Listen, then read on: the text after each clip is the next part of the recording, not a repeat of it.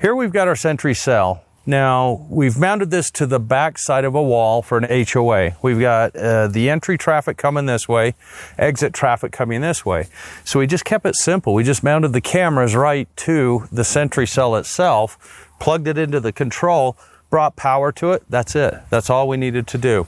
So now as cars are coming in, we're capturing the plates as they enter, and as they are leaving, we're capturing the people and the identities of the people in the car as they're exiting. So it's a perfect self-contained system. And for this application, it's really nice because it's hidden behind this small brick wall here. So nobody even notices it. You're already documented before you even see that there's a system here if you happen to look over this way.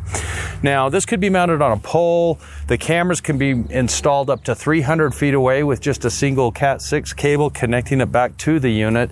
But once it's connected, everything comes up live and clean, and you get pictures right off the bat.